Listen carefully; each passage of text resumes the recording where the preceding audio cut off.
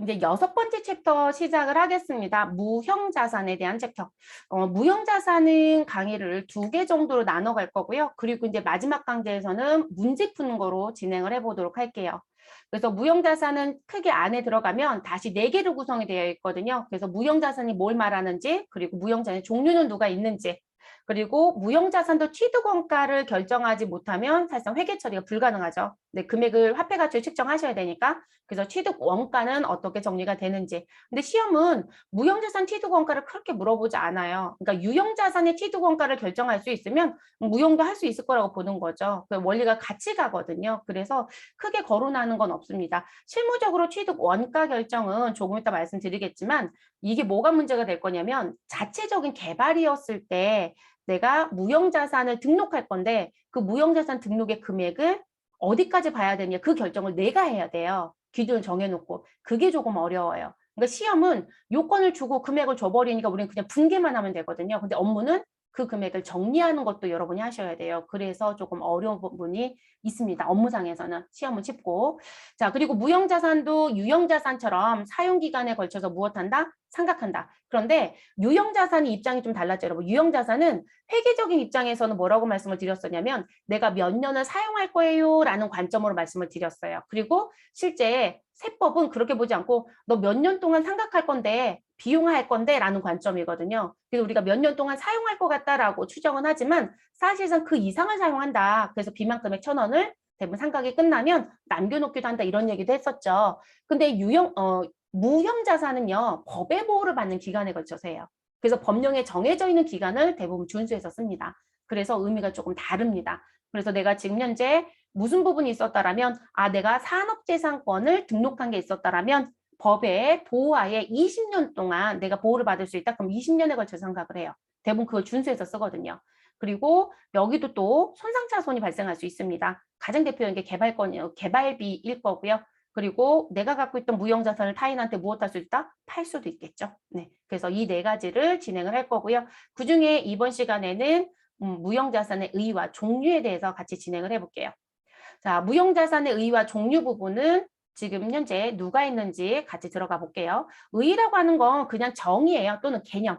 그러면 무형자산은 눈에 안 보이는 자산이에요. 그래서 더 어렵습니다. 금액 산정이. 유형은 눈에 보이잖아요, 여러분.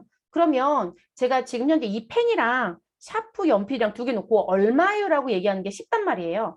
근데 무형은 이렇게 보이는 자산이 아니니까 판단하는 부분 자체가 조금 어렵죠. 그래서 유형하고 다르게 인식 요건을 줘요. 그래서 이 3가지 요건을 모두 다 충족했을 때만 무형 자산을 두를 수 있고 그렇지 아니한 경우는 비용을 정리해야 돼 라고 얘기합니다. 그래서 난 부분. 그럼 여기도 똑같이 뭐라고 얘기할 거냐면 재화나 생산이나 재화의 생산이나 용역의 제공이나 또는 타인에 대한 임대 또는 관리에 사용할 목적으로 기업이 갖고 있는 장기적인 재산이다. 그러면 유형에서도 이렇게 얘기했잖아요. 그러니까 무형도 똑같아요, 여러분. 여기까지는 같습니다. 그런데 유형자산과 무형자산의 가장 다른 점이 무엇이다? 물리적인 실체가 있다, 없다? 없다. 그래서 물리적인 형체 자체가 없다. 그렇지만 다른 거와 분리해서 관리할 수 있다. 그게 식별 가능하고라고 해요. 그래서 식별 가능은 자산의 분리 가능성 여부를 판단을 해서 유형자산과 유형자산을 하면 안 되겠죠. 무형자산이 분리 가능하다라면 우리 그 부분에 대해서는 무형자산 무엇할 수 있다? 식별할 수 있다. 자, 내가 지금 현재 컴퓨터를 사용한다. 그럼 여러분 컴퓨터라는 거 자체는 뭐로 보는 게 맞아요, 여러분? 물리적인 실체가 있으니까 유형이 맞죠. 그쵸? 유형이 맞습니다. 그런데 컴퓨터가 그냥 있다고 해서 컴퓨터를 돌아가게 할 수 있나요? 우리가 일단 컴퓨터가 돌아가려면 뭐가 있어요, 여러분? 일단 부팅을 하고 소프트웨어 나는 지금 엑셀을 써야 된다. 그럼 엑셀이라는 소프트웨어가 있어야 되고 나는 회계를 해야 되고 회계를 프로그램을 쓴다라고 하면 이 컴퓨터하고 누가 있을 것이다. 돌아가기 위해서 쓰는 프로그램이 있을 것이다. 이렇게 얘기할 수 있죠. 그러면 우리 컴퓨터와 프로그램을 동일시하지는 않잖아요. 그렇죠?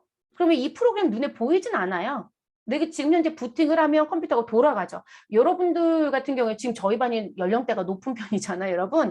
그러면 아마 컴퓨터 초창기에 이게 이제 가정용 PC가 보급이 되고 회사에도 PC가 보급이 됐었을 때 대부분 PC가 여러분 그냥 켜지지 않았었어요. PC 우리 지금 현재 전원 버튼만 누르면 PC가 윙 돌고 우리 실제 켜지잖아요. 근데 과거에는 그렇게 켜지지 않았죠. 그래서 우리가 도스라는 프로그램을 중간에 넣었었죠. 그래서 초창기엔 또 도스 프로그램이 하나로도 안 돼서 뭐 플로피 디스켓은 아주 얇은 펄럭펄럭거리는 플로피 디스켓 하나를 넣으면 걔가 이제 켜집니다. 그리고 메시지가 뜨죠. 2번 디스켓을 넣으시오. 그럼 2번을 넣으면 이제 화면이 사용할 수 있는 화면이 전환이 되거든요. 그럼 그런 식의 프로그램들이 실제 내장이 되어 있고 그리고 내가 쓰고자 하는 프로그램 설치해서 쓰잖아요. 그리고 일정한 대가를 지불했겠죠. 그러면 컴퓨터와 프로그램은 구분을 할 수 있어요, 없어요? 분리할 수 있다, 없다? 있다잖아요. 그러니까 이런 부분은 우리가 뭐라고 부르자? 무형이라고 부르는 거죠. 그래서 이게 식별 가능하다는 게 이런 의미예요. 그래서 다른 거하고 분리시켜서 무엇 할 수 있다? 얘기할 수 있다. 라고 하는 부분. 그래서 우리 그런 프로그램을 소프트웨어라고 하는 자산 계정을 씁니다. 소프트웨어. 자, 그리고 그 다음에 기업이 무엇 할 수 있다? 통제할 수 있어야 된다. 그래서 기업이 통제하고 있으며 그게 통제 가능성이에요. 그러면 기업이 제3자 접근을 제한할 수 있다. 이거 내 거야 라는 얘기예요. 우리 프로그램 사용할 때 여러분 개발자한테 돈 지불해야 되는 거 아니에요? 그쵸?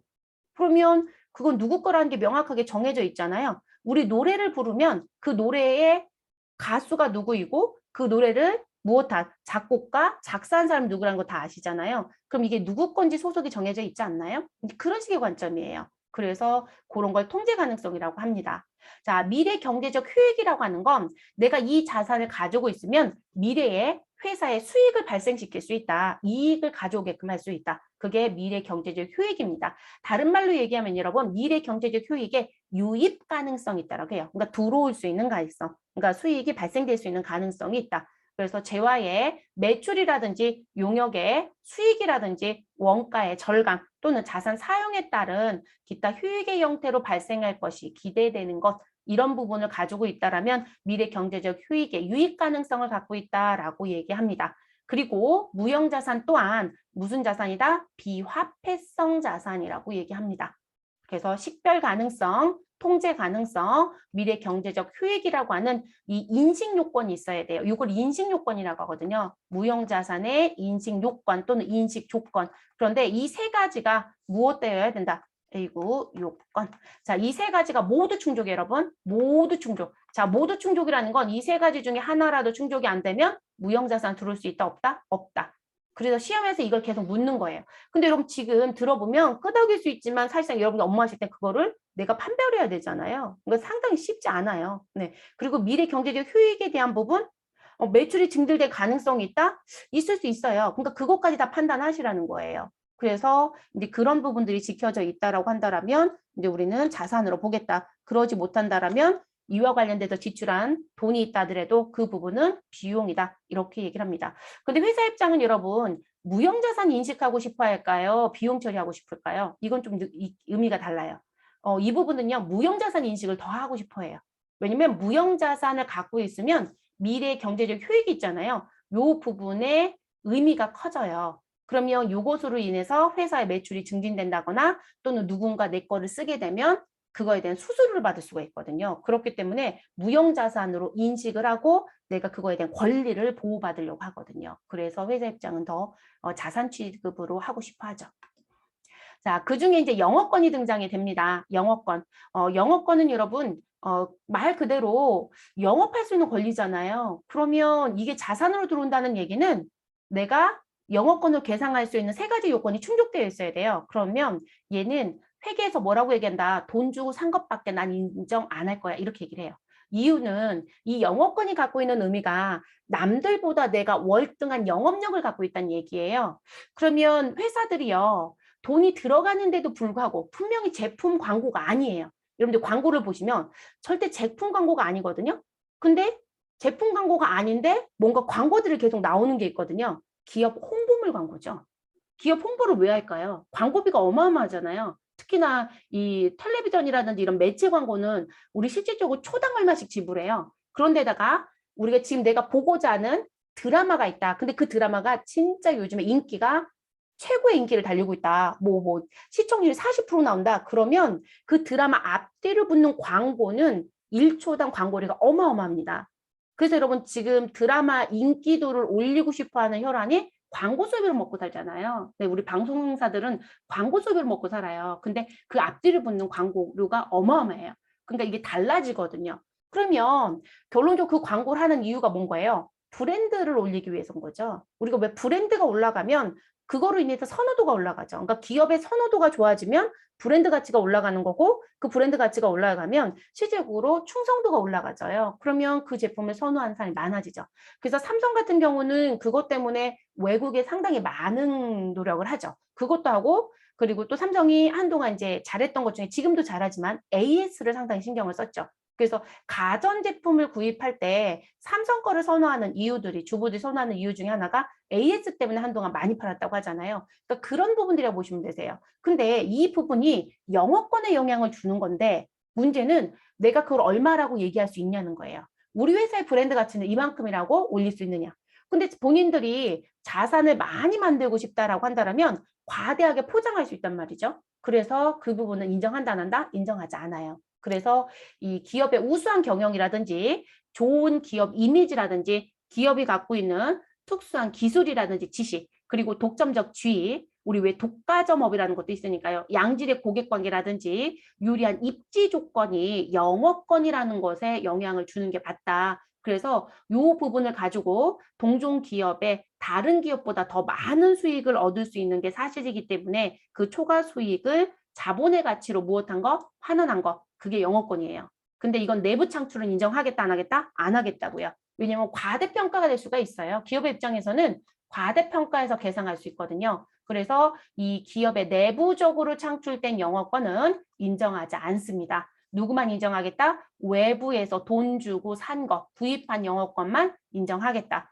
그게 이 얘기인 거예요. 요거만 인정합니다. 그러니까 결론적으로 여러분 뭐예요? 인수합병한다는 얘기 들어보신 적 있죠? M&A 한다는 얘기 들어보신 적 있죠? 그러니까 인수합병 또는 M&A에서 발생된 영업권만 인정이 된다는 거예요. 그래서 내부 창출은 절대 인정되지 않습니다. 그게 맞아요, 여러분. 과대평가가 되기 때문에 문제가 되집니다. 이해되셨죠? 그래서 이런 부분들에 대한 얘기예요. 상당히 많이 노력해요, 여러분. 기업들은 어쨌든 그게 실제 매출하고 연결되기 때문에. 그래서 나온 부분. 자, 그리고 여기 내부 창출 인정 안 하는 이유가 써 있어요, 여러분. 자, 내부적으로 창출된 영업권은 취득 원가라는 금액을 신뢰성 있게 화폐로 측정해서 우리 금액을 써줘야 되잖아요. 자, 그거 측정할 수 있느냐? 측정할 수 없어요. 본인들 결정하는 거거든요. 그러다 보니까 우리 대부분 과대하게 계산되는 경우도 훨씬 더 많아요. 그래서 인정 아예 할 수가 없다. 그리고 기업이 통제하고 식별 가능한 자원이라고 보기도 어렵다라고 얘기합니다. 왜냐하면 여러분 제가 아까 충성도 또는 고객의 선호도 뭐 이런 얘기 했었잖아요. 근데 그거를 기업이 어떻게 통제를 해요? 우리한테 많이 들어오라고 하는 광고물을 제작해서 뭘 하고 또는 좋은 일을 하기는 하겠지만 근데 그 부분에 대해서는 내가 개입할 수는 없어요. 근데 고객의 선호도를 어떻게 개입하실 건데요? 선호도를 끌어올리려고만 노력을 하는 것뿐이죠. 그래서 그런 부분들이 문제가 된다라고 얘기합니다. 그래서 외부 구입만 인정한다는 거 꼭 기억하실 것. 자, 그럼 영업권은 어떻게 계산하느냐? 자, 영업권은요. 우리 합병 등의 대가로 지급한 금액이 있어요. 그러니까 우리가 M&A 할 거니까 또는 인수합병 하니까 상대편한테 얼마를 지불하겠죠? 그럼 그 지불한 돈이 있고요. 그 돈에서 수취한 순자산의 공정 가치를 빼서 지금 양수가 나오면 그냥 일반적인 영업권입니다. 그런데 우리 가끔은 음수가 나오기도 합니다. 그러면 부의 영업권이 발생했다라고 합니다. 그래서 영업권 같은 경우는 자산인데 우리 차변에 그 자산 계정이 음수로 들어오기도 합니다. 그걸 부의 영업권이라고 얘기한다는 거. 그렇게 들을 수 있고요. 회계 처리는 내가 지급한 돈은 어느 변에 대변에 기록하고요. 그리고 내가 취득한 순자산의 공정가치라고 하는 건 내가 지금 현재 인수합병하는 회사에 무슨 부분 자산이 있을 거예요. 그럼 그 회사의 자산과 그 회사의 부채를 다 가지고 오는 거예요, 여러분. 그래서 이게 어디에 가면 우리가 부가가치세에 가면 뭐라고 한다? 포괄적 양수도가 있다라고 해요. 그래서 이게 포괄적 양수도라고 하는 건 그 회사의 자산과 부채, 그러니까 그 회사가 하는 사업자 등록증이 나는 업태 종목 있죠. 그 업태 종목에 있는 모든 부분을 가지고 오는 거예요. 그러면 그 회사의 재무상태표를 열었을 때 여러분 자산이 얼마이고 부채가 얼마이고 자본이 얼마이다. 근데 이 회사가 미래에 커갈 상황이다. 우리 왜 가끔 내가 회사를 영위할 수 없는 이유가 자본력이 없어서 그렇다는 경우가 있어요. 근데 자기는 기술도 있고 갖고 있는 다른 자산들이 있어요. 그런데 어쩔 수 없이 다른 회사한테 무엇하게 돼요? 팔기도 하잖아요. 또는 왜 이런 경우들도 있죠. 왜 기업 사냥꾼에서 안 좋은 표현 하시는 분들 들어보면 본인이 실제 조금 쓰러져가는 회사에 근데 봤더니 저 회사가 좀 메리트가 있거든요. 헐값에 사는 거예요. 여긴 돈이 없으니까. 그리고 이 사람이 기업을 조금 키워놔요. 그리고 뭘 하는 거예요? 이 회사에 관심 있는 회사한테 큰 돈을 받고 팔아버리죠. 근데 그게 한동안 좀 말 많았던 기업 사냥꾼이 했던 일이거든요. 근데 그것도 일종의 예매네요. 싸게 사서 비싸게 파는 거죠. 그럼 자기가 비싸게 팔 수 있게끔 회사를 잘 꾸려놨겠죠. 그러면 그 회사의 자산도 내가 끌어안고 부채도 끌어안아요. 이해되시나요? 그러면 이제 그 회사에 남겨진 게 자본인데 그 자본의 금액보다 내가 돈을 더 많이 지불하는 거죠. 가치가 커질 거라고 봤으니까. 그러면 내가 지불한 건 100인데 그 회사의 자본은 90이다. 그러면 10만큼 영업권이 생기는 거예요. 그럼 10을 더 준 이유가 뭐냐는 거죠. 미래 가치가 있으니까 준 거예요. 이해되셨어요? 근데 오히려 회사가 쓰러져 있는 부분, 근데 내가 인수합병할 수밖에 없는 이유가 있었다. 그래서 돈이 오히려 자본보다 더 작게 나간 거예요. 그러면 마이너스 형태가 생기거든요. 그게 부의 영업권이에요. 그래서 나온 부분들. 그러면 그 회사에서 떠하는 자산은 내 자산이 될 거니까 차변에 쓰고 그 회사에서 떠하는 부채는 내 부채가 될 거니까 대변에 쓰고 됐어요, 여러분? 그리고 차액만큼은 차변에 영업권이 생긴다. 근데 이 자리가 음수가 나오면 부의 영업권 이렇게 가는 부분입니다. 그래서 그렇게 정리하시는 거고요. 자, 그거를 조금 더 얘기를 하면 자, 피합병범위네. 저 포괄적 양수라고 써드렸어요, 여러분. 포괄적 양수를 써드린 이유는 뭐냐면 그 회사가 하고 있는 사업에 대한 걸 전부 다 사왔다. 여러분 이거 일부만 사오기도 해요. 그러면 그 경우에는 일부의 영업권만 사왔다. 그러면 말 그대로 여러분 제 자산, 제 부채가 들어오질 않아요. 근데 조금 달라요. 그래서 일부의 무형자산만 사오기도 하거든요. 그 경우에는 그것만 정리하는 거예요. 근데 지금 저는 전체, 그 회사 전체를 끌어안는 거죠. 그러면 내가 지금 합병하고자 하는 법인에 뭐가 있을 것이다. 포괄적 양수가 있었다라고 하죠. 그래서 전 그냥 외상매출금만 드렸어요. 그리고 외상매입금만 드렸고 그리고 현금은 얼마 줬다? 40을 지불했다. 그럼 여러분 지금 내가 지불한 대가를 놓고 봤더니 40. 근데 자산에서 부채를 빼면 우리 순자산의 공정가치가 되는 거거든요. 그럼 얼마가 돼 여러분? 30. 그럼 나는 초과지급 얼마 했다? 10. 자, 그게 영업권이 돼요. 그래서 제 자산 계정에 외상 매출금 100이라고 쓰고 제 부채 계정에 외상 매입금 70을 쓰고 나는 지불한 40을 대변에 기록합니다. 그리고 차변에 영업권 10이 나옵니다. 됐어요, 여러분? 그래서 금액을 물어볼 때는 10으로 답변하시면 되고요. 그리고 분계는 이렇게 하셔야 돼요. 그리고 저는 자산이 누구, 외상 매출금, 부채에 누구, 외상 매입금 딱 두 개만 드렸죠. 근데 여러분 회사를 인수합병했다? 자산이 이것만 있을까요? 이거보다 훨씬 더 많은 자산이 들어오겠죠. 그리고 이거보다 훨씬 더 많은 부채가 들어올 겁니다. 그리고 이 인수합병할 때 또 하나 문제가 뭐가 있냐면 종업원 인수 얘기가 문제가 될 거예요. 실제 업무에서는.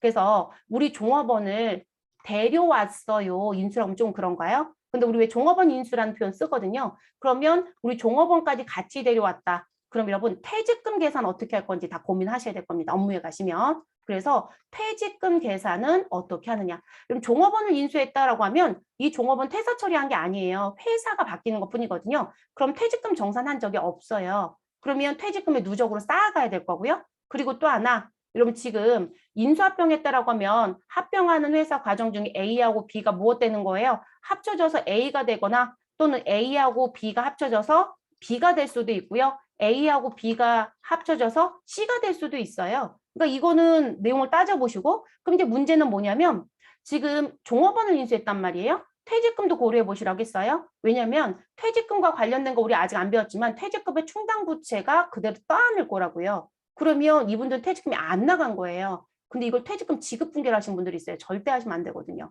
그러니까 그런 거 다 고민해 보셔야 될 거고. 그리고 또 하나는 종업원이 B 회사에 다니다가 A 회사로 합병이 됐고 지금 현재 뭐 B를 합병했는데 B가 더 큰 놈이다. 그러면 A가 죽어버리고 B가 생길 수도 있어요. 그럼 지금 현재 A 쪽에 있었던 사람들이 다 B 쪽으로 들어가는 것처럼 상황과 바뀌잖아요.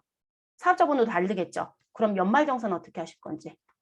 이거 문제가 됩니다. 그래서 연말정산도 전근무주로 넣는 게 맞는지 아니면 계속 근무주로 취급하는 게 맞는 건지 고민하셔야 될 거예요. 이게 업무에서 하실 것. 시험은 내냐고요? 안 냅니다. 어떤 시험도 이걸 건드는 경우는 없습니다. 그런데 하셔야 될 고민이에요.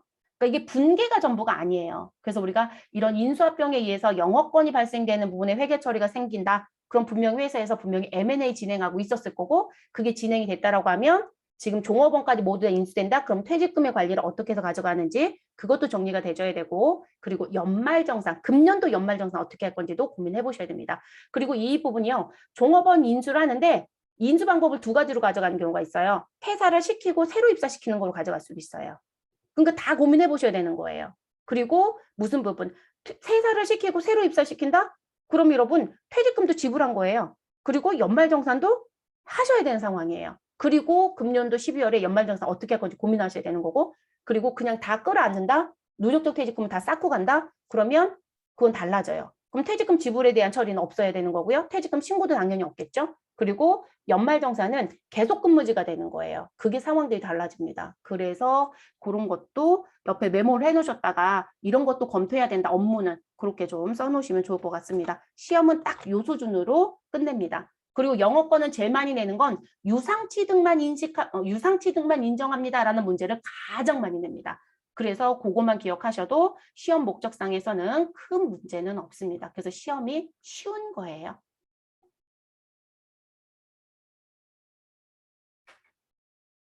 산업재산권 볼게요. 산업재산권은 일정한 법이 또 있죠, 여러분. 그래서 법률 하에 일정 기간 동안 보호받을 수 있는 권리세요. 그러니까 내가 지금 취득한 이 부분의 등록이 끝나지면 그 부분은 그 법에 의해서 보호받을 수 있는 권리. 그래서 이 부분이 다른 부분하고 이제 분리시켜서 내 거야라는 표현이 되기 때문에 독점적이고 배타적이다라고 얘기를 합니다. 그래서 법률의 보호하에 일정 기간 독점적 배타적으로 이용할 수 있는 권리를 산업재산권이라고 하고요. 그리고 그 산업재산권의 대표적인 게 특허권이에요. 뭐 특허권은 유일하다의 관점이거나 아니면 누구보다 특출나야 되거든요. 근데 그 특출이 최상의 고점을 찍으셔야 돼요. 그래서 특허권으로 가는 것보단 뭐 어느 부분은 디자인권이랑 아니 실용진흥권으로 가는 게 더 낫지 않냐라고 얘기하시는 분들도 있어요. 왜냐하면 특허권은 받기도 어려워요. 근데 실용진흥권은 특허권보다 취득이 조금 쉬워요. 수월하거든요. 그래서 이제 특허가 안 되면 실용진흥권이라도 등록을 쪽을 좀 돌려보는 게 어떻냐라고 얘기하시는 분들도 있긴 하더라고요.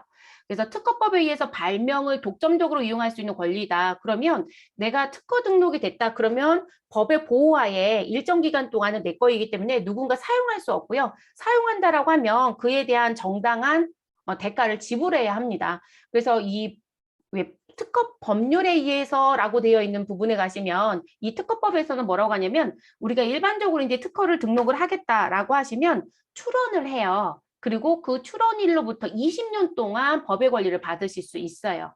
그래서 우리가 이 독점적 배타적이라는 부분 앞에 법률이 붙어 있는 게 그 법이 각각의 법들이 있다라는 거고요. 그 법에 의해서 일정 기간 동안 보호받는. 근데 이게 특허권부터 실용신앙권까지 이 보호받을 수 있는 기간이 다 동일하진 않습니다. 법마다 조금씩 달라요. 그래서 특허권은 현재 몇 년이다? 20년이에요.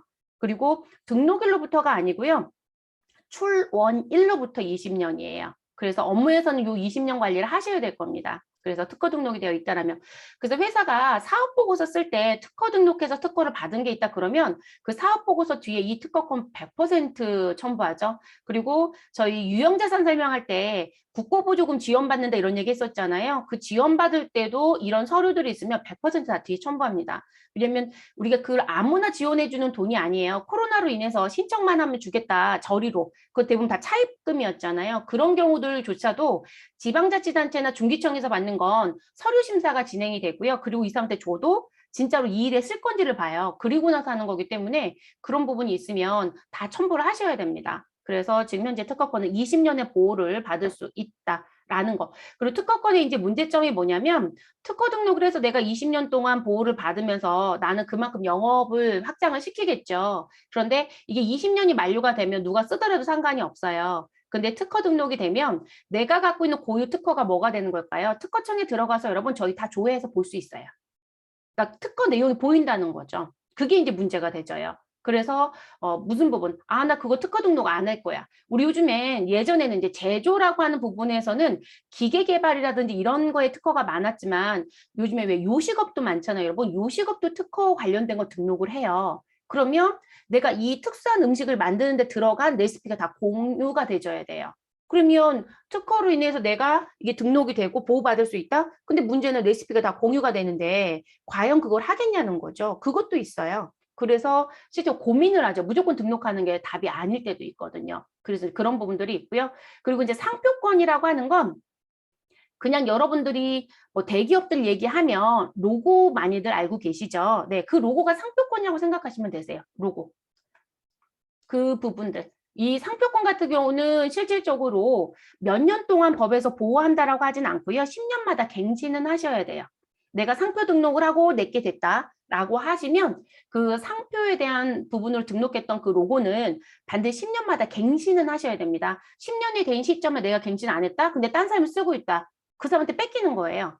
근데 그게 이제 도메인들도 그래요. 도메인 같은 경우도 우리가 왜 지금은 인터넷을 정말 많이 하잖아요. 그런데 뭐 제가 오전에 수업할 때 컴퓨터를 부팅을 할 때 도스 뭔가를 띄고 막 이렇게 얘기했었잖아요. 그때 인터넷이 잘 됐을까요? 인터넷이 잘 안 되던 시절이죠. 진짜 구닥다리 시절이잖아요. 그러면 그 시절에는 인터넷이 안 되고 그 다음부터 이제 개발이 어느 정도 이제 발전이 되면서 인터넷들이 잘 되기 시작을 했죠. 그러면서 들어온 게 이제 도메인명이 한동안 유행처럼 들어왔죠. 그래서 이제 벌써 내 거로 도메인을 등록을 해버리면 동일한 도메인이 등록이 안 돼요. 그래서 일부 대기업들은 자기들이 쓰고자 했던 도메인명이 있었는데 벌써 누가 쓰고 있었던 거죠. 그거 일부러 악용했던 분들도 있어요. 돈 받고 팔려고. 그래서 그 부분을 산 기업들이 꽤 있었어요. 그리고 그 도메인도 일정 기간마다 무엇 하셔야 된다. 유지보수처럼 계속 기간을 연장하셔야 돼요. 그런데 이 상표권도 그렇습니다. 상표권도 그렇다는 거. 그리고 나를 보호받으려면 상표권 등록은 하시는 게 좋아요. 네, 하시는 게 좋습니다. 그래서 반영구적이라고 봐야 되겠죠. 네, 계속 갱신하고 있다라는 거. 자, 그리고 디자인권. 자, 디자인권은요, 의장권이라고도 합니다. 근데 의장권 부분을 왜 디자인권으로 바꿨냐면 같은 말이에요. 근데 의장권의 용어가 만들어진 유래가 일본식 한자 발음일 거예요. 그래서 그 일본식 한자 발음이 좀 별로 좋지 않지 않느냐. 그래서 용어를 좀 바꾸자라고 해서 디자인권을 바꿨어요. 네, 그래서 똑같은 말입니다. 그래서 누군가는 의장권, 누군가는 디자인권 같은 말. 그래서 디자인을 등록한 자가 그 등록 디자인에 대해서 향유하는 독점적 배타적인 권리다. 이렇게 얘기를 합니다. 디자인권 같은 경우는 무슨 부분이시냐면 우리 왜 특정 브랜드들 얘기할 때 여러분 그 특정 무늬들이 있지 않나요? 무늬들.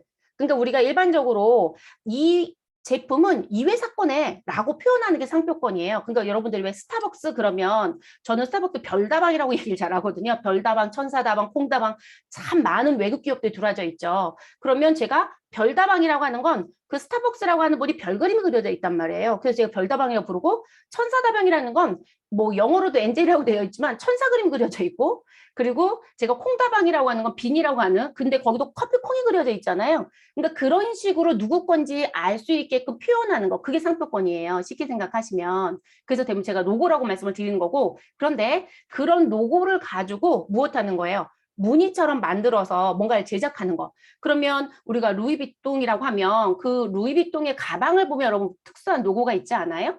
그쵸? 근데 그게 디자인권이에요. 그렇게 쓰는 부분. 그리고 우리가 헬로키티라고 하면 토끼 모양이 있죠. 근데 그거 가지고 제품들 정말 많이 만들지 않나요? 그러면 그것도 뭐 등록해 놨을까요? 디자인권도 등록하죠. 그래서 상표권 디자인권은 같이 등록을 다 하셔야 돼요. 쓸 거라고 하시면. 그래서 내용들이 조금 달라집니다, 여러분. 그리고 이 상표권 디자인권 이런 거 등록하다 보면 모두 등록하신 분들이 계시냐면 저희는 디자인도 아닌데요. 색을 등록을 해놨던데요? 라고 얘기를 해요. 근데 이분들이 등록한 그 색이 뭐냐면 칼라북을 등록해 놓는 거예요. 그래서 A01 컬러는 노란색. 근데 노란색이 하나가 아니잖아요. 노란색도 실적으로 아주 다양하겠죠. 그런데 이게 실질적으로 이제 그런 색에 대한 부분들이 들어갈 때요. 그런 일을 하시는 분들은 무슨 칼라북에 몇 번 이렇게 표현을 해요. 그러면 이게 칼라북이 한 권, 두 권이 상당히 뚱뚱하거든요. 근데 그 부분을 돈 받고 몇백만 원 주고 사요, 여러분. 대체적으로. 그런 쪽 업무 하시는 분들은. 그러면 세계적으로 쓰고 있는 칼라북이에요. 근데 이걸 등록을 해놓고 쓰는 부분이어서 실질적으로 이거 아무나 베껴서 쓰지 못해요. 근데 이제 그것 때문에 또 만들어진 칼라북들이 있기는 합니다. 그래서 이제 그 공통적으로 쓸 때 외국하고 거래를 하는데 우리가 색을 보내주는 게 컨펌을 받아야 되는데 어렵잖아요. 근데 그거 보내줄 때 이제 색을 맞출 때 무슨 컬러북에 몇 번으로 우리는 색을 원한다. 우리가 준 디자인에 있는 이 색은 그 색이다. 이렇게 얘기를 하거든요. 그러면 샘플을 제작할 때 그 색에 맞춰서 샘플 제작을 하는 거예요. 그러면 그거 보내고 이제 오케이가 되면 뭐 시제품을 생산을 해서 물건을 수출하고 뭐 이런 식으로 많이 하거든요. 그러니까 그렇게 쓰는 부분들도 지금 상당히 많이 들어와져 있죠. 그래서 우리가 일반적으로 색도 등록한다라는 얘기를 해요. 그게 그런 의미라고 보시면 될 것 같아요. 그래서 많이들 하죠. 그래서 나온 부분들이 있고요. 그리고 실용신안권이라고 하는 건 이건 이제 실용신안법에 의해서 실용신안을 등록한 사람이 독점적 배타적으로 가진 권리다. 근데 읽어보면 다 비슷하잖아요. 이 실용신안권은 제가 어떻게 표현해 드리냐면 우리가 일반적으로 이제 빨대라는 걸 놓고 봤을 때 빨대도 실용신안권 등록이 된 게 있어요. 근데 여러분 빨대 부분에 우리 예전에는 그러니까 100개들이 그럼 하나 이렇게 묶음으로 되어 있었잖아요. 그런데 그다음부터는 어떻게 위생적인 거 생각하면 빨대 하나당 이게 뭐 되어 있는 이렇게 포장되어 있는 것도 나오잖아요. 그런 것도 있고 그리고 이제 또 무슨 부분 뜨거운 음료 같은 경우는 빨대를 넣으면 이게 흐물흐물해지기도 하고 그러면 조금 딱딱해야 되고 그리고 이게 뜨거운 음료가 한꺼번에 후루룩 마실 수는 없어요. 그러니까 왜 얇은 빨대 보신 적 있으시죠? 특히 커피집 같은 데 가보시면 얇은 빨대에 가운데 이렇게 납작하게 눌러놓고 양쪽으로 음료가 나오잖아요. 근데 많이 나오지는 않거든요. 근데 그게 실용신안권 등록된 제품이에요. 그래서 그런 부분이라든지 아니면 예전에 이제 길에 가다 보면 우리가 분식집들이 꽤 있죠, 여러분. 길거리에 있는. 그러면 그 노점상에서 이제 컵을 세워놓으면 자꾸 넘어지니까 그분들이 생각한 게 뭐냐면 우리 커다란 피터병에 위에를 뚝 자르죠. 그리고 아래쪽에 음료 나오는 주둥이 쪽도 자르죠. 조금 위쪽으로. 그리고 걔를 무엇해요, 여러분? 위쪽에서 이제 뒤에 꽁지 자른 쪽에다 넣어서 이제 뭘 쓰시는 부분인 거예요. 꽁지 쪽으로 컵을 넣어서 이렇게 하나씩 꺼내서 쓸 수 있게끔. 그리고 이게 조금 더 잘 빠지게 하려면 이렇게 칼집을 살짝 내놓죠. 근데 그걸 봤던 사람이 이렇게 해놓으면 좋겠구나, 편리하구나. 근데 그걸 창안해서 뭘 했냐면 우리 이제 기다란 원통형에 종이컵을 넣고 위에 뚜껑도 닫죠. 그리고 이게 버튼을 누르면 컵이 하나씩 똑똑똑똑 떨어지잖아요. 그런 제품들이 실용신안권이에요. 그래서 실용신안권은 기존에 있었던 부분을 조금 더 쓰기 편리하게 만들어주는 기능. 그러니까 특허보다 받기가 조금 더 수월해요. 특허는 특출나야 돼요. 그냥 쉽게. 남들하고 완전히 달라야 돼요. 새로 만드는 것처럼 움직이는 관점이에요. 그러니까 받기가 더 어렵죠. 유사품이 있으면 절대로 특허가 떨어지질 않아요. 받는 기간도 길고요. 근데 실용신안권은 실질적으로 그 시간적인 부분을 따져봤을 때도 조금 빨리 떨어지기도 하고 남들보다 조금 더 발전된 기능이다라고 하시면 인정이 됩니다.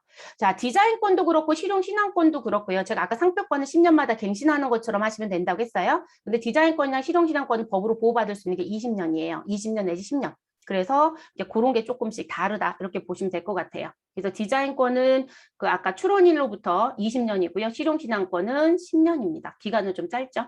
그래서 그런 부분들 시험 문제는 안 어렵습니다. 제가 20년, 10년 말씀을 드리는 건 우리가 글을 읽다 보면 법에서 보호하는 기간에 걸쳐서 감가상각을 한다 막 이렇게 얘기를 해요. 그 기간 때문에 말씀을 드린 것뿐인 거고요. 그리고 시험에서는 그렇게 구체적인 문제를 물어보지 않습니다. 업무에서만 검토하시면 되시고 그리고 이 산업재해사건 갖고 있으면 뭘 또 내야 된다. 연차료라는 걸 내요. 연차료.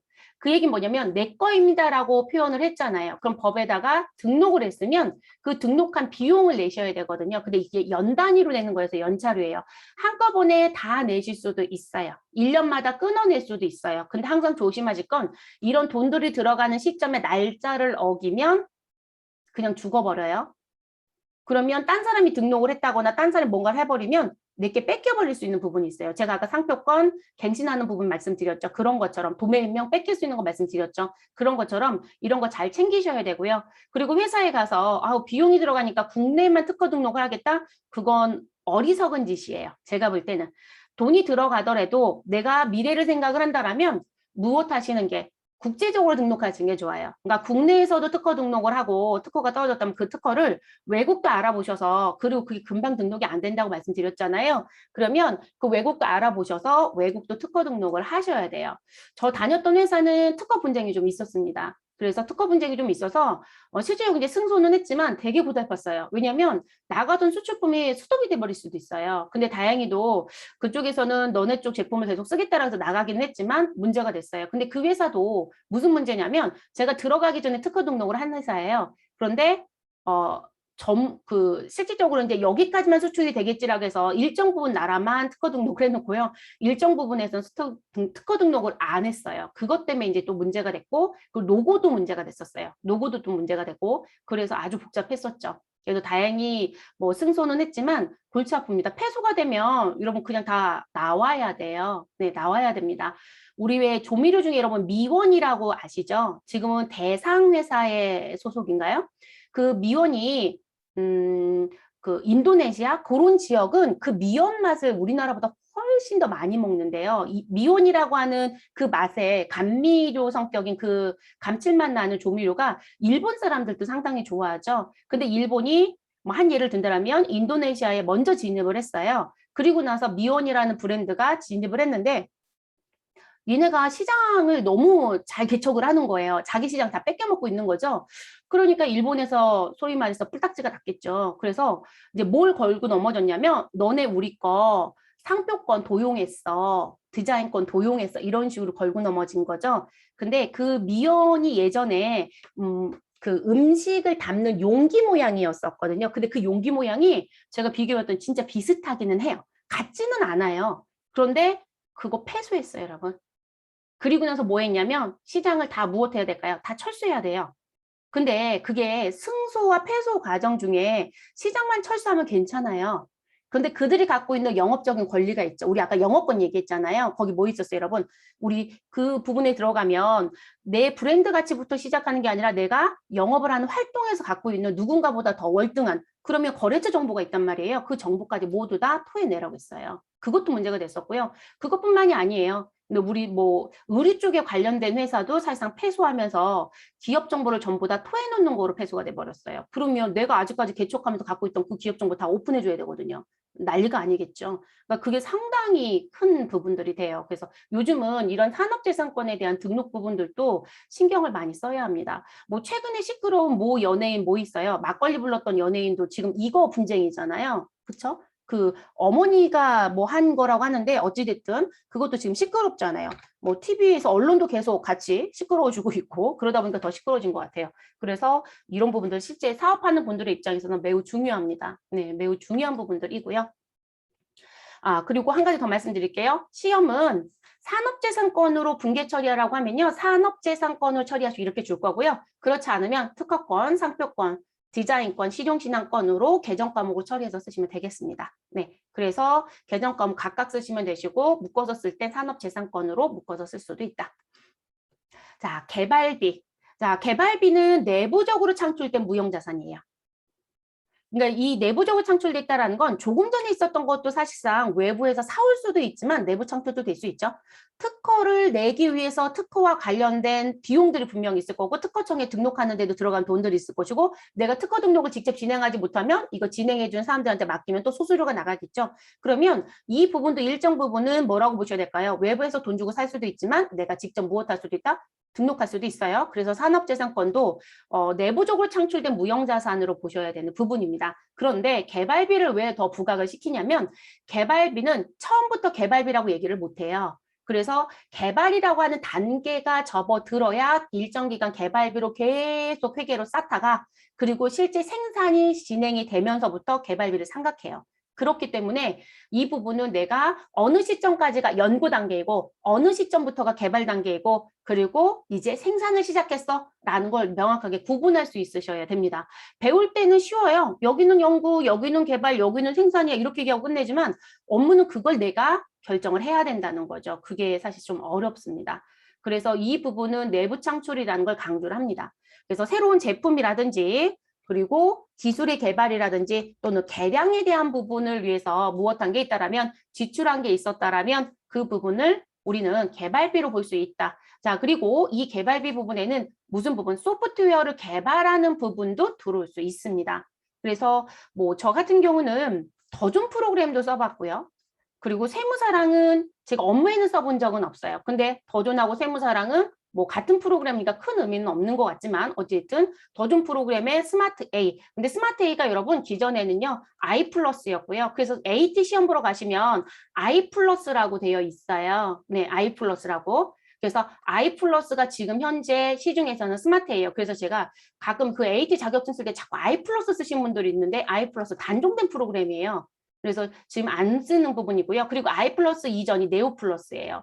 그러니까 지금 더조는 네오 플러스, I 플러스, 스마트 A로 바꿔버린 거예요. 그래서 시중에서는 스마트 A가 맞습니다. 그리고 K11 세무사랑 2라고 쓴 거고요. 그러면 이 부분이랑 그리고 더존의 ERP라고 하는 프로그램이 또 있어요. 근데 그 ERP라는 프로그램을 쓰다 보니까 회사가 지금 현재 국내 사업만 하면 좋은데 무역업을 하고 해외 뭐가 많아지는 독립법인들도 많아지고 뭐 본지사관도 많아지고 그러니까 이게 관리가 잘 안 되는 거죠. 그래서 ERP를 구축을 했어요. 만들었다는 얘기죠. 그러면 저희는 내부적으로 소프트웨어를 무엇했어요? 개발했잖아요. 그러면 그게 개발비로 들어올 수도 있어요.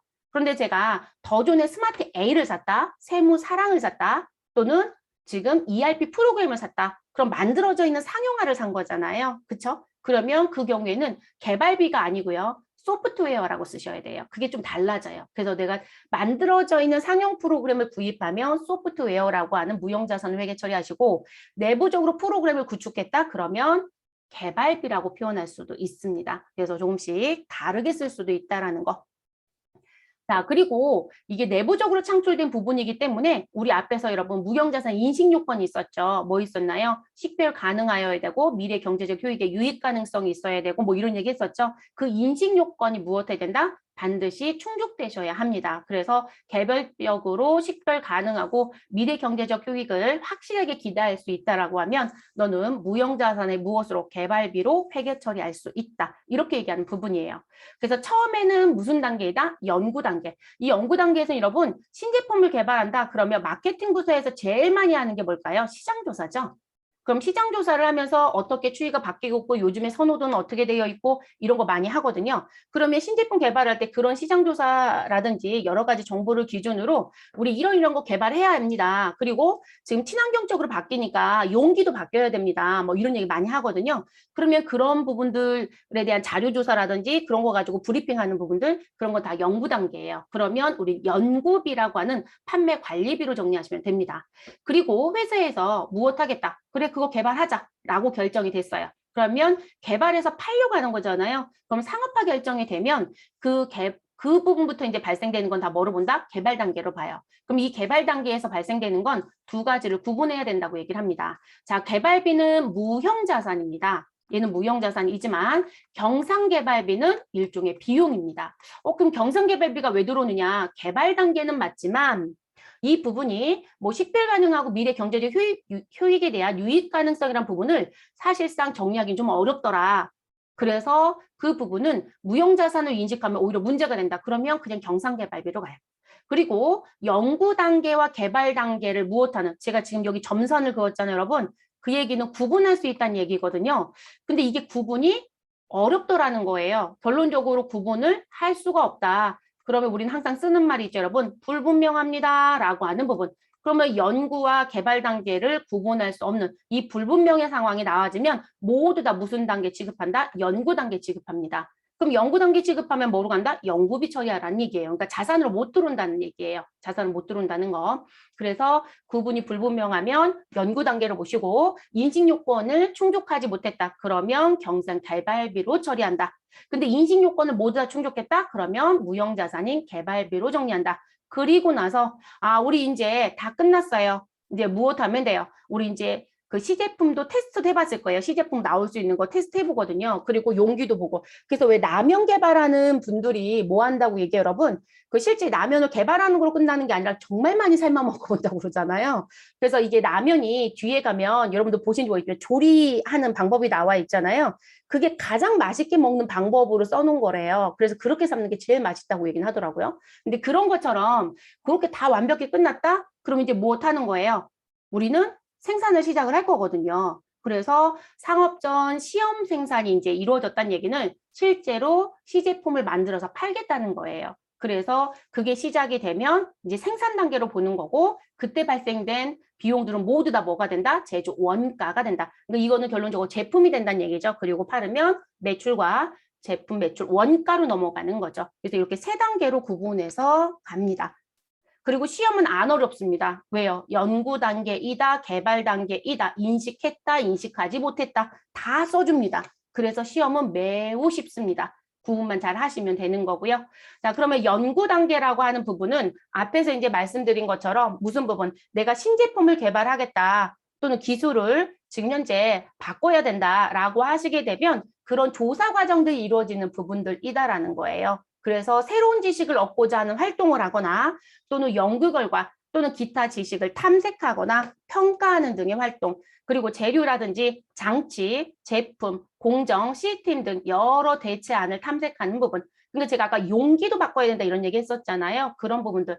제가 봤던 무슨 과자 광고였던 것 같은데요. 웨하스인가요? 거기는 웨하스라고 안 불렀던 것 같은데 이런 웨하스라는 과자 아시죠? 근데 우리는 웨하스라고 팔고 있는데 외국에서 들어온 과자는 이름이 따로 있을 거예요. 근데 그 회사 광고가 제가 최근에 본 것 같은데 뭐라고 나오냐면 이제 요즘에 이제 친환경적인 걸 되게 많이 강조하잖아요. 그러다 보니까 우리는 그 용기를 차지하고 있는 그 부분도 뭐 20%인가 얼마를 감소를 시켰대요. 그러니까 얇게 만든 건지 아니면 다른 재질을 썼는지는 모르겠어요.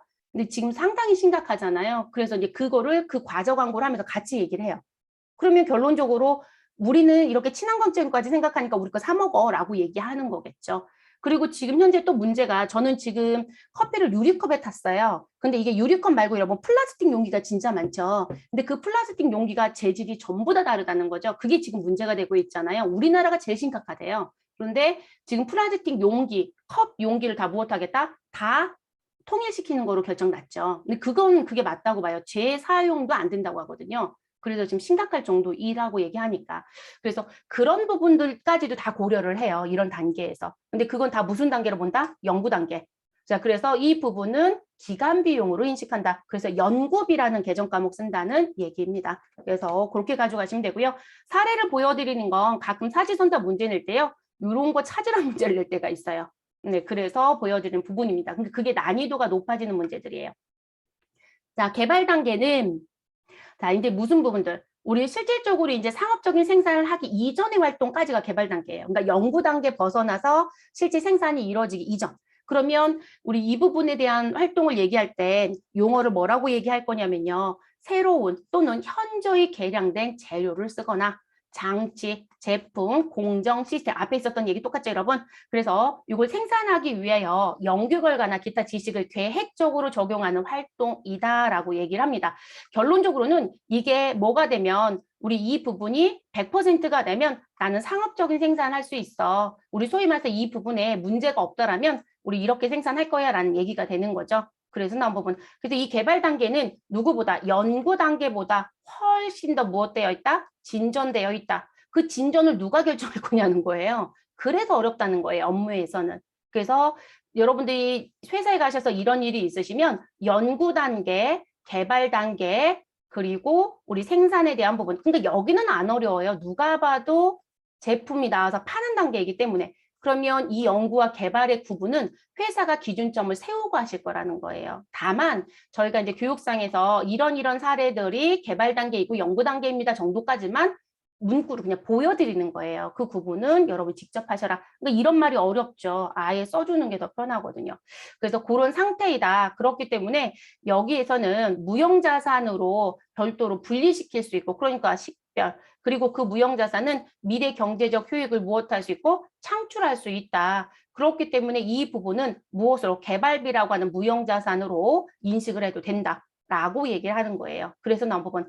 그러면 그 무형자산 인식 요건은 앞에서 말씀드렸던 세 가지가 모두 다 충족이 돼야 되겠죠. 그래서 식별 가능해야 하고요. 그리고 통제 가능은 당연하죠. 우리가 지금 지출하고 2단계, 2단계 구분하는 거니까. 그래서 통제 가능하여야 하고 그리고 미래 경제적 효익이 충족되어야 한다. 유익 가능성이 있어야 된다. 근데 이 요건을 무엇하지 못하면 세 가지 요건을 충족하지 못하면 우리는 개발 단계에서 발생된 비용이라 하더라도 개발비로 못 들어온다는 거죠. 자산으로 못 들어온다. 그러면 이게 만드는 과정 현장인 어디에서 공장에서 발생된 거다라고 하면 제조 원가로 보내시면 되고요. 그렇지 않은 건 판매비와 관리비로 보냅니다. 근데 대부분 연구소가 따로 있어요. 이런 회사들 들어가서 보시면 그래서 연구소에서 이런 업무가 진행이 되다 보니까 대부분 판매비와 관리비 쪽으로 처리하는 경우가 훨씬 더 많습니다. 시험도 판매비와 관리비 쪽으로 더 많이 내는 걸로 보여지고요. 그런데 여러분 두 개 중에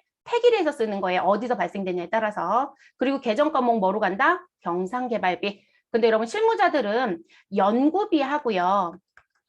경상개발비하고 분리해서 쓰고 싶어 하지를 않아요. 그러다 보니까 우리가 프로그램에 들어가면 뭐라고 되어 있다? 경상.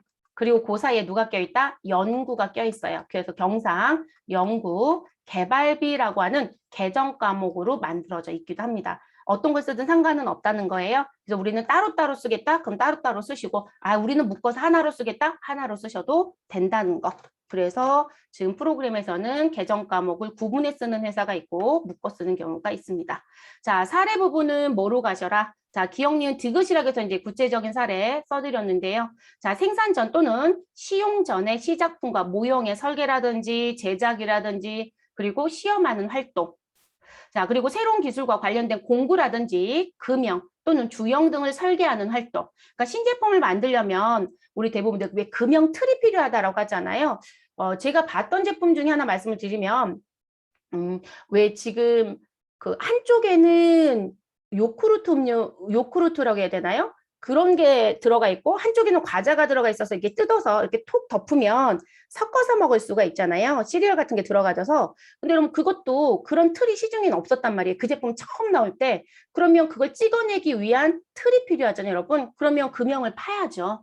네, 그래서 그 금형에 대한 설계하는 부분들. 그래서 그런 부분들도 다 이 개발 단계에 들어가는 비용으로 다 처리가 되어지는 부분입니다. 그러면 무형자산으로 들어간다는 거죠. 그래서 그런 부분이고요. 그리고 새롭거나 개선된 재료라든지 장치, 제품, 공정 등에 대해서 최종적으로 선정된 안을 설계, 제작 또는 시험하는 활동도 들어와라. 그러다 보니까 여러분 사례는 이렇게 드리는데 여기에 가끔 이런 얘기를 하신 분이 있어요. 저희요. 이 개발 단계 부분 얘기하다 보니까 인건비가 개발비로 들어가야 된다고 하는 분이 있다. 맞아요. 연구소에 종업원이 있잖아요, 여러분. 개발 단계 인식 요건 3가지 충족 부분에 우리는 직접 들고 들어간 돈이면 인정이 되는 부분이기 때문에 무슨 부분? 인건비 당연히 들어가야 돼요. 거기서 근무하는 사람들 인건비도 들어와야 되는 거고요. 그리고 내가 지금 이 시제품을 만들기 위해서 개발 단계에서 들어갔던 기계가 있었다. 근데 그 기계가 벌써 우리가 새로 사오는 경우도 있지만 벌써 그 기계가 공장에서 돌리고 있는 기계를 썼다. 그러면 그 감가상각비 중에 일부는 공장의 제조 원가로 들어가지만 일정 부분은 개발비로 들어와야 되거든요. 그러면 이것도 정리를 하셔야 돼요. 그럼 인건비도 들어오고 우리는 감가상각비도 들어올 수 있구나. 이렇게 된다는 거죠. 여기 있는 것뿐만이 아니라 그럼 여러분 이런 부분들도 무엇 하셔야 돼요? 가산하셔야 된다고요. 그럼 여러분 인건비가 나가면 처음에는 어떻게 처리했을까요? 저는 차변에 급여라고 처리를 했겠죠. 그래서 급여가 2천만 원이 나갔다. 매달 처리를 했을 거예요, 여러분. 근데 이게 모두 다 개발비 쪽에 있는 연구소 직원이라고 가정을 시켜볼게요. 그러면 1월, 2월, 3월, 4월 계속 이렇게 처리했겠죠. 그리고 나서 지금 언제? 야, 그건 개발 단계에 속하는 거 명확해. 그래서 그거 무형자산으로 인식할 거야. 그래서 무형자산 인식에 대한 요건이 무엇되었다? 충족되었다. 이렇게 결정이 내려졌어요. 내부적으로. 그러면 우리 차변에 있었던 급여는 없어집니다. 대변으로. 이것도 결산 때 하셔야 될 고려사항 중에 하나예요. 그럼 급여가 얼마인지는 검토해 보셔야 되겠죠. 전 그냥 점점점 찍었으니까. 그리고 상대편 차변에 누가 들어올 것이다? 개발비가 들어와요. 처음부터 개발비로 처리하는 회사도 있지만 저희처럼 기중에는 무슨 부분? 비용의 계정을 쓰고 그리고 결산하는 시점에 인식요건 충족한 부분 다 선별 작업하셔서 무엇 하신다? 개발비 대체해서 자산 처리하는 분들도 있습니다. 그리고 또 하나 오해하지 말아야 될 거. 여러분 개발비가 차곡차곡 몇 년 동안 쌓여 있대요. 그런데 얘가 아직 생산을 하고 있지 않아요. 그러면 개발비는 계속 누적으로 쌓기만 하는 거예요. 대부분들 개발비가 생기면 즉시 감가상각하는 줄 알아요. 아니에요, 여러분. 우리 분명히 감가상각은 언제부터 하시라? 사용할 때부터 하시라겠어요. 얘 아직 생산품이 안 나왔잖아요. 생산품이 안 났는데 이걸 사용한다고 얘기할 수가 없어요. 그래서 이 개발비를 상각하는 건 언제부터 한다? 상각의 시점은 말 그대로 우리 상용화되는 물품이 나와야 되는 거예요. 그러니까 나 이런 거 팔 거야라고 하는, 그러니까 생산되는 시점부터 그때부터 쓰는 거라고 보셔야 돼요. 그러면 생산 시점부터 무엇한다? 상각하시는 거예요. 그래서 사용 시점부터 한다, 생산 시점부터 한다. 이해되셨죠? 그래서 이런 건 조심하실 것. 그러니까 시험은 모든 밑밥을 다 깔아주는 거예요. 그러니까 시험에서는 이런 고민 하나도 하지 않아요. 그냥 무엇 하시면 돼요? 개발비야. 근데 개발 단계다, 연구 단계다, 인식했다, 인식하지 못했다, 충족했다, 미충족이다, 이렇게만 얘기한다고요. 그러니까 그냥 정말 쉬운 거죠. 근데 지금 상각의 시점도 개발비로 대체하는 분계도 다 올바르게 됐는지 모두 다 확인하실 것. 그래서 이런 거 조심들 하셔야 되는 부분 중에 하나입니다. 그리고 연구소가 있는 회사들은 조금 고민해 보셔야 돼요. 실제 이게 있거든요. 그래서 연구소 직원들이랑 많은 얘기를 해요. 그리고 연구소하고 또 마케팅 부서가 따로 있으면 그 마케팅 부서하고도 상당히 많은 관계들이 있을 겁니다. 자, 그러면 시험에서는 아주 간단하게 요거를 계속 물어보는 거예요. 연구 단계에서 발생한 비용은 무조건 다 뭐로 간다? 판매비와 관리비에 연구비가 된다. 자, 개발 단계에서 발생한 비용은 무형자산의 인식 요건을 무엇했다라면 충족했느냐, 충족하지 못했느냐. 그래서 충족하지 못하였다. 미충족 상태입니다. 라고 하면 경상개발비로 가라. 다만 이게 우리 공장 쪽에서 발생된 거다. 제조 원가. 그렇지 아니하면 판매비와 관리비. 이렇게 가고요. 자, 충족하였다라고 하면 뭐로 간다? 개발비로 간다. 이렇게 보시면 되겠습니다. 그래서 무형자산으로 가는 거죠. 그리고 사전에 아까 말씀드렸던 거 무슨 부분? 나는 연구 단계와 개발 단계를 무엇할 수 없다? 이 구분이 어렵네요. 그래서 구분이 불분명하다. 자, 그래서 이 구분이 불분명하면 무슨 단계로 본다? 연구 단계로 본다. 그럼 연구 단계로 봤으니까 뭐로 처리한다? 연구비로 처리한다. 됐을까요, 여러분? 그래서 이렇게 처리하는 거로만 마무리를 지어주시면 됩니다. 그래서 나오는 부분이고요. 그래서 이렇게 정리가 되는 부분이시고, 자, 그러면 저희 108페이지에 나와 있는 얘기까지는 일단 정리가 됐습니다. 그래서 이렇게 정리를 좀 해주시면 되시고, 자, 예제 부분으로 넘어갈게요. 그러면 잠깐만요. 제 거 화면이 뭐가 눌려서 갑자기 이러는 걸까요? 눌러놓은 게 없는데.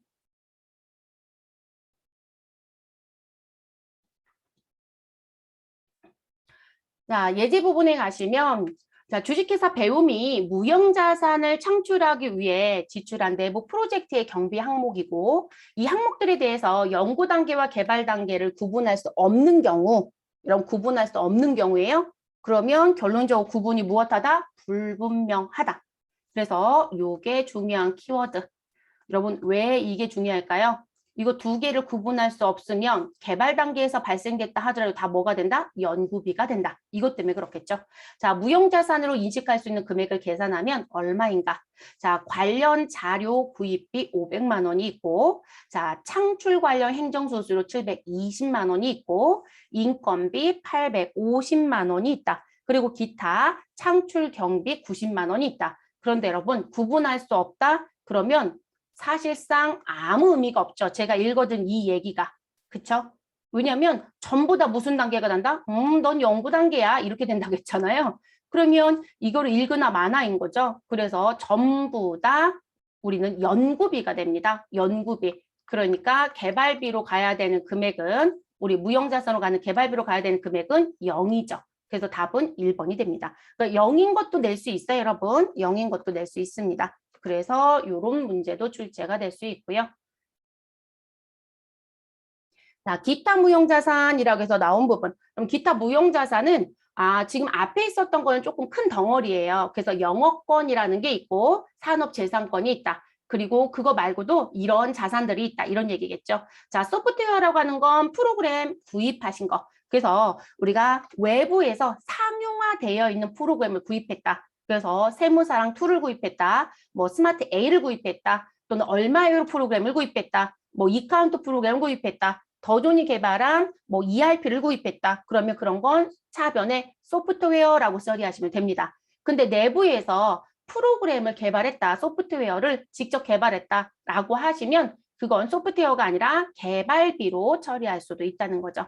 자, 라이선스라고 하는 건 뭔지 아시죠, 여러분? 근데 이 부분 같은 경우는 실제로 요거를 취득한 사람이 무엇을 할 수 있는 거, 그런 업을 할 수 있는 거, 그 사업을 할 수 있는 거, 그런 걸 라이선스 취득했다라고 하죠. 이거 다른 말로 얘기하면 뭘까요, 여러분? 자격을 취득했다. 이런 얘기랑 똑같은 거죠. 우리 왜 너 라이선스 땄어? 이런 얘기 하시잖아요. 그런 식의 관점이죠. 그래서 국가나 허가권자들부터 허가 과정을 거쳐서 확보한 사업 허가권을 말한다. 그래서 방송 사업권이라든지 통신 사업권이 대표적인 부분입니다. 그리고 이제 요거 가지고 누구한테 뭔가의 가맹점을 내준다 그러면 프랜차이즈 사업을 한다. 이렇게 얘기를 또 할 수 있겠죠. 그래서 나온 부분. 자, 프랜차이즈라고 하는 건 우리 제일 많이 쉽게 생각하시면 여러분 뭘까요? 주유소 또는 치킨집. 그러면 무슨 치킨집 이렇게 나오잖아요. 그럼 그거 모두 다 뭐예요? 프랜차이즈죠. 그래서 우리가 프랜차이저가 프랜차이즈 업을 내주는 거잖아요. 그런 식의 관점을 보시면 되겠죠. 그래서 프랜차이저가 자신의 제품이나 서비스의 판매권이라든지 뭐 상표나 상호명의 사용권 그리고 용역을 독점적으로 생산 판매할 수 있는 권리를 말한다라고 합니다. 음식점이 제일 많아요. 주유소도 상당하고요. 음식점 중에 치킨집이 정말 많은 것 같아요. 제가 볼 때는. 그래서 그런 걸 프랜차이즈 사업을 한다라고 얘기하죠. 그래서 나온 부분이고요. 저작권은 요거 이제 보호 강화가 되고 있는 부분이죠, 여러분. 그죠? 그래서 이 실제 그 뭐 문학이라든지 예술이라든지 뭐 우리 중에서 가수가 노래를 부른다거나 춤을 춘다거나 이런 부분들 또는 뭐 글을 쓰는 부분들 또는 그림에 관련된 부분들 그럼 이제 그런 부분들하고 관련해서 그들이 작업한 부분에 대한 보호라고 보셔야 되겠죠. 그래서 지적재산권과 관련된 게 저작권이죠. 그래서 문학이나 학술, 예술범에 속하는 창작물인 지적재산권에 대해서 저자라든지 또는 그걸 만든 제작자가 출판 또는 재생 판매할 수 있는 우리 배타적이고 독립적인 권리. 그러니까 저도 지금 책을 시판해서 팔고 있잖아요. 그러면 이 부분에 대한 저작권 논의가 될 수가 있는 거죠. 근데 그런 식의 관점들. 그리고 요즘에 왜 그림 가져다 쓰거나 하는 것도 다 저작권의 문제가 되죠. 네, 그래서 그런 부분들이라고 보시면 되겠습니다. 우리 왜 그 노래 부르시는 분들 같은 경우는 사망한 뒤에도 이 저작권에 대한 부분에 돈이 나온다고 얘기하잖아요. 네, 그래서 이제 그런 부분들도 다 여기 따라다녀요, 여러분. 그래서 그것도 들어올 수 있고요. 아마 그거는 기간이 좀 길걸요. 4, 5, 70년인가요? 40년인가요? 아마 그럴 거예요. 좀 길어요. 근데 그런 것도 들어올 수 있고 세금 관계가 없지만 자 광어권이라고 하는 부분은 누구나 땅을 파서 광물을 채굴할 수 있느냐 불법이에요. 그래서 그 채굴할 수 있는 권리를 다 받으셔야 되거든요. 그게 광어권이에요. 그래서 뭐 일정한 광구에서 등록한 광물이나 동광상 중에 부존하고 있는 다른 광물을 무엇하는 거 채굴해서 취득할 수 있는 권리를 말한다. 그래서 땅 파서 내가 금을 캘 수 있다. 뭐 석탄을 캘 수 있다. 권리가 있어야 가능하다는 얘기. 어업권은 그러면 뭘까요? 물고기를 아무나 잡을 수는 없다는 거죠. 그래서 아마 뭐 여가 레저로 스킨스쿠버 이런 거 해보신 분들은 아실 거예요. 항상 거기서 강사분들 그거 가르쳐 주시는 분들이 얘기할 때 절대 함부로 뭐 잡으시면 안 돼요라고 얘기하죠. 네, 그건 법적으로 문제가 되거든요.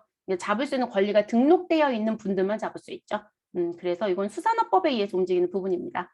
자, 임차 권리금은요. 일종의 영업권의 권리처럼 비슷해요. 영업권이 그들만 가지고 있는 브랜드 가치라든지 뭐 이런 거잖아요. 그럼 임차 권리금은 내가 지금 현재 치킨집을 하고 싶다. 근데 내가 지금 점포를 또는 매장을 하나 얻었는데 거기가 원래 치킨집을 하고 있었던 자리다. 근데 그 치킨집이 너무 잘 되고 있었던 거죠. 그럼 그 사람은 뭘 달라고 해요? 권리금을 주세요라고 얘기를 하잖아요. 그게 임차 권리금인 거죠. 이게 무형자산을 들어와줘요. 그래서 내가 토지나 건물을 빌려 쓰는 부분은 당연히 집주인한테 주는 건데 거기서 장사하고 있는 사람한테 또 다른 돈을 주더라는 거죠. 네, 그래서 그 이용권을 갖는 대가로 보증금 이외의 금액을 지급하고 있었다라고 하는 게 임차 권리금. 이거 잘못 주면 다 난리죠, 여러분. 장사가 잘 되는 줄 알고 무엇했더니 들어갔더니 아닌 경우들도 있어요. 그래서 이 임차 권리금이 실제 뭐 정말 어마어마하게 오고 가기도 하거든요. 그리고 이거로 사기치는 분들도 있고. 그래서 이제 그런 업을 하고자 하시는 분들은 잘 알아보고 하셔야 되죠. 잘 알아보고 하셔야 되는 부분.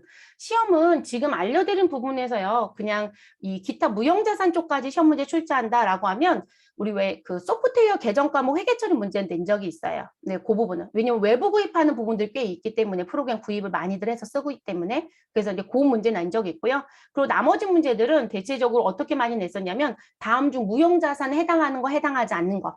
근데 그 중에 개발비만 조심하시면 돼요. 모두 다 권이나 금으로 끝나는데 걔는 비로 끝나니까 비용이지 않느냐라는 얘기를 하는데 비용이 아니라는 거죠. 그래서 무형자산에 들어온다는 거. 그리고 영업권하고 그리고 개발비 쪽은 인식요건들 얘기했었죠, 여러분. 어느 단계는 연구비, 어느 단계부터는 개발비 뭐 이런 얘기 했었잖아요. 그리고 영업권이 어떻게 해서 계산이 되는지, 그리고 내부 창출은 인정하지 않고 외부 창출을 인정한다 이런 얘기 했었어요. 그런 게 사지선다 문제 출제에 모두 다 들어오게 됩니다. 네. 그래서 그런 부분들 조심해 주시면 되겠습니다. 네, 이렇게 해서 우리 무형자산 첫 번째 강좌는 마무리할 거고요. 두 번째 강좌 부분부터 뒤까지는 다음 시간에 진행을 하도록 하겠습니다.